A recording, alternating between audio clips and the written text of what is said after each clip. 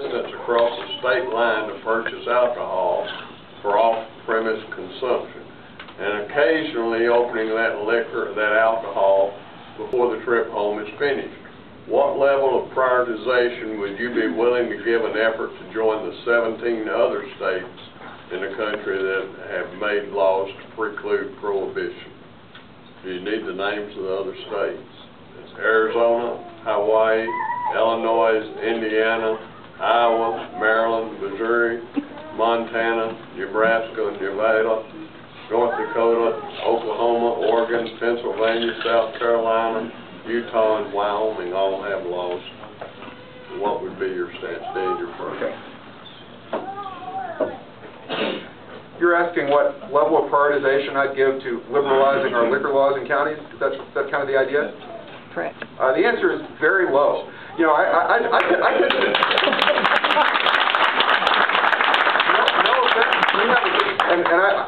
I need to be clear about how I answer this question, because I suppose a very low level of priority might be interpreted as an endorsement, and I don't want it to be interpreted that way. The people have a right to choose what kind of county they live in with respect to alcohol liberalization, and I understand the desire of people to live in a wet county. You know what? There are plenty of them out there, and there's a real live question as to whether making a county wet really results in fewer DUIs and fewer accidents and so forth. I don't really think that there's real strong evidence for that, and I know that people disagree on that, but we have a fundamental problem here in Saline County and in a lot of other counties where the law that supports a dry county is being ignored. I mean, the law is being made a mockery of.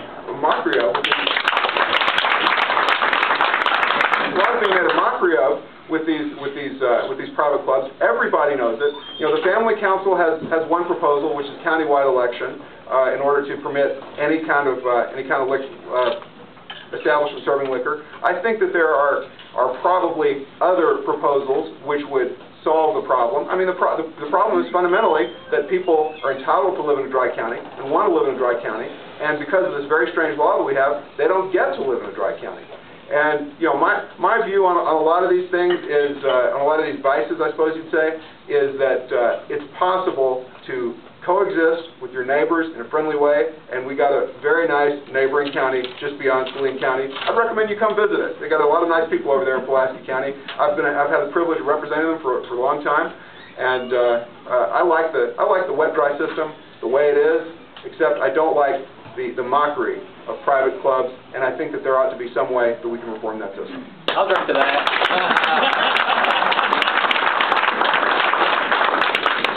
Well, I agree with Dan. I think people have a right to self-determination, and the county votes to remain dry, and it should remain dry. And only upon a vote of the people should anything ever be changed. So, I'm not going to regurgitate what you just heard from Dan, except to say ditto. I do want to... Court approval is a good idea, by the way. Yeah, on my family council, Dan's right.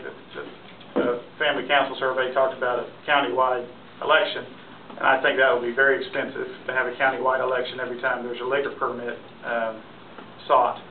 So my thought was we may consider a quorum court approval, and if the voters don't like what the quorum court's doing, they can vote them out, but it wouldn't cost enormous amounts of money for new elections every time.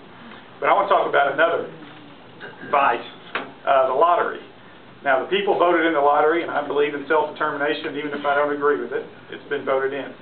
But what troubles me is the enabling legislation that was passed by the legislature, which I think was a bad bill, and Dan voted for it, but in fairness, so did every other member of the legislature. I would not have voted for it, and I hope, I would like to believe if I had been there, others wouldn't have either. It gives more autonomy to the Lottery Commission than almost any other state agency.